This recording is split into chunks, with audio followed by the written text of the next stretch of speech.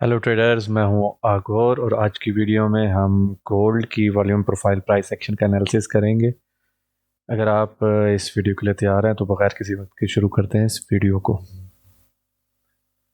तो अगर गोल्ड की बात की जाए, जिस तरह से मैंने लास्ट वीडियो में आपको बताया था, एक चीज़ थी छोटी सी फंडामेंटल टाइप, समझ लें आप इसको, कि जब न्यूज़ आई थी हमारी यूक्रेन वाली, तो उसके बाद तकरीबन 11% बाउंस हुआ था और हमारा रिवर्सल स्टार्ट हो गया था। और अभी जब ये हमारा बाउंस आया हमास के अटैक वाली, तो इसके बाद तकरीबन इसने 11.1% बाउंस यानी कि लिया। इस न्यूज़ इफेक्ट की वजह से बाउंस आया गोल्ड की प्राइस के अंदर और उसके बाद हमारा रिवर्सल शुरू हो गया। दोनों बराबर ही हैं, 11% तकरीबन। इतना ज़्यादा फ़र्क तो नहीं है इसके अंदर, लेकिन ये चीज़ काफ़ी मायने रखती है। जिस तरह से मैंने आपको पहले बताया हुआ था इसके बारे में, गोल्ड के बारे में, कि इस चीज़ के ऊपर आप नज़र रखा करें और इस चीज़ को भी देखा करें। तो ये अभी हमारा जो रिवर्सल स्टार्ट हुआ है तकरीबन उतना ही 11% के बाउंस के बाद रिवर्सल स्टार्ट हो गया। अगर हम ये देखें कि यहाँ से हमारा रिवर्सल क्यों हुआ, एक तो ये न्यूज़ इफेक्ट जो थी वो 11% वाली एक रीज़न हो गई। सेकंड रीज़न जो गोल्ड की है, उसमें एक मेन वजह जो हमारी ये मेन बड़ी रेंज है, हमारी जो ये बड़ी प्रोफाइल है जिसके अंदर हम रेंज कर रहे हैं काफ़ी अरसे से, इसका यहाँ पे हमारा वैल्यू एरिया हाई था 1958 के पास। प्लस ये जो हमने यहाँ पे छोटी सी एक रेंज की थी तकरीबन मार्च 2023 के अंदर, तो यहाँ पे इसका पीओसी भी था। तो ये रीज़न जो थी, या स्ट्रॉन्ग यहाँ पे सेलिंग प्रेशर हमें देखने को मिला और यहाँ से हमारा रिवर्सल स्टार्ट हुआ। उससे पहले इसी रेंज ने यहाँ पे, अगर आपने मेरी लास्ट वीडियो देखी है तो उसमें मैंने बताया तकरीबन वीएल से ही हमें बाउंस जो है ना देखने को मिला। तो ये वैल्यू एरिया लो था जहाँ पे हर बंदा गोल्ड को ख़रीदना चाहता है। ये वाला जो था ये वैल्यू एरिया हाई था जहाँ पे हर बंदा गोल्ड को सेल करना चाहता है। तो मज़ीद टेक्निकल की बात करें अगर हम फेयर वैल्यू गैप की, तो यहाँ पे 1 डे का फेयर वैल्यू गैप भी मौजूद था जहाँ से हमें प्राइस को रिजेक्शन देखने को मिली। अभी जब हम वापस आ रहे हैं तो यहाँ पे एक और 1 डे का हमारा फेयर वैल्यू गैप है जिसके ऊपर हमें नज़र रखनी है कि ये किस तरह से परफॉर्म करता है। इसकी मैं आगे चल के बात करता हूँ, पहले हम रिजेक्शन जोन देख लेते हैं। तो 1 आवर का वो भी था, ये जाहिर सी बात है इसने स्कैल्प के तौर पे ही काम आना था, लेकिन जो मेन हमारा यहाँ पे ऑर्डर ब्लॉक था वो H4 का मिड प्लस डेली ओबी के स्टार्ट पॉइंट था यहाँ पे, जहाँ से हमें ये रिजेक्शन देखने को मिली। अब हमारे तीन कन्फ्लुएंस हो गए एक जगह पे, एक तो यहाँ पे ऑर्डर ब्लॉक भी आ रहा था H4 का और डेली का स्टार्ट था, यानी H4 का मिड डेली का स्टार्ट, प्लस इसी जोन में हमारा ये फेयर वैल्यू गैप भी एंड हो रहा था, प्लस हमारे पास हाई टाइम फ्रेम की प्रोफाइल का जो वी एच था, मेन बड़ी प्रोफाइल का, वो भी था। तो ये रीज़न थी यहाँ से गोल्ड के ड्रॉप होने की।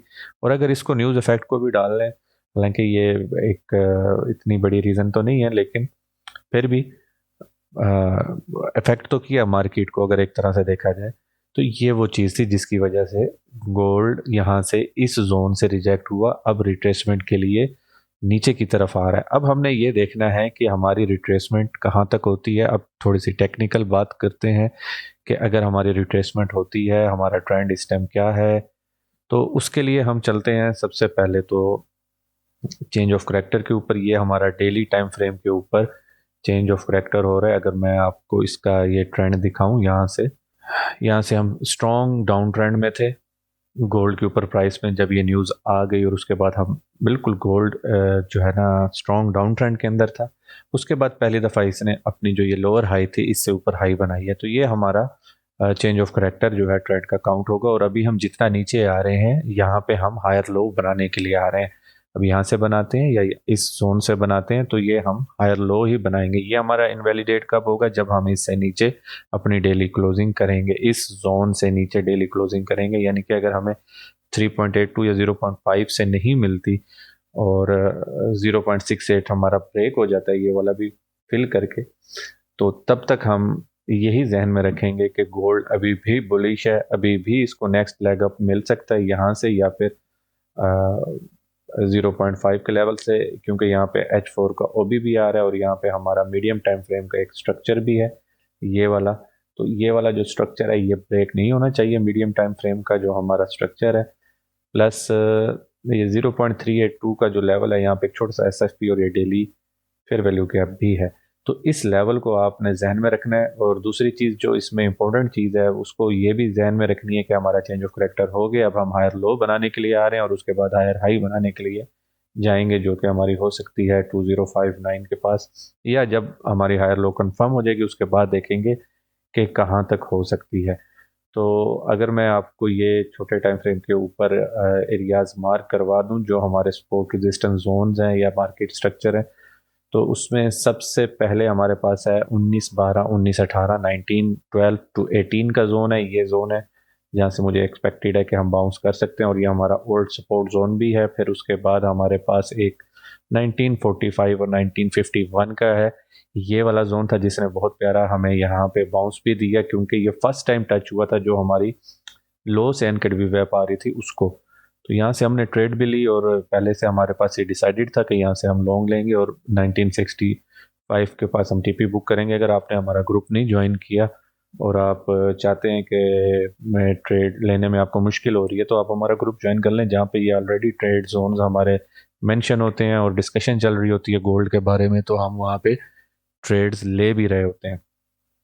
तो इस जोन के साथ एक ये एसएफपी था, शॉर्ट टाइम फ्रेम का लोकल एसएफपी समझ लें आप इसको, लेकिन यहाँ तक प्राइस नहीं आ सकी क्योंकि ये एक अच्छा जोन बन रहा था शॉर्ट का, और उसके बाद दोबारा से इसने अपना जो ट्रेंड है और नीचे की तरफ हमारा 4 आवर पे जो ब्रेक हुआ है, ब्रेक ऑफ स्ट्रक्चर, उसको जारी रखा, यानी 4 आवर के ऊपर जो हमारा डाउन ट्रेंड है।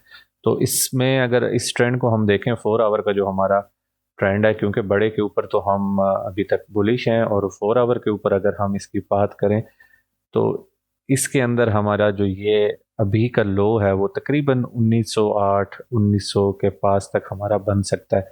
तो इसके ऊपर भी नज़र रखेंगे 4 आवर का ट्रेंड जब हमारा चेंज होगा यहाँ से बाउंस लेने के बाद, इस जोन से बाउंस लेने के बाद, तो इसके ऊपर भी नज़र रखेंगे। तो इसके बाद हमारे पास नेक्स्ट जोन है वो है 1989 का। अच्छा, अभी इस चीज़ को ना आप जहन में रखा करें कि ये जो जोन सपोर्ट रेजिस्टेंस के मैं बताता हूँ, ये जब तक फ्लिप नहीं होते, यानी कि इसको ब्रेक करके सपोर्ट के अंदर कन्वर्ट नहीं कर लेते रेजिस्टेंस को, तब तक वो जोन वैलिड है। फिर उसके बाद जो अगला जोन है वो फिर फ्लिप करके हमारा जब तक सपोर्ट नहीं बनता, और इसी तरह से जब नीचे आ रहे हैं अगर ये हमारा ब्रेक हो गया तो ये हमारी न्यू रेजिस्टेंस होगी, यानी कि जो हमारी न्यू रेजिस्टेंस होगी वो ये वाली होगी। अब अगर हम यहाँ पे नीचे आते हैं तो यहाँ से हमारा जब सफ़र दोबारा शुरू होगा तो 1945 1951 हमारा न्यू रेजिस्टेंस होगा।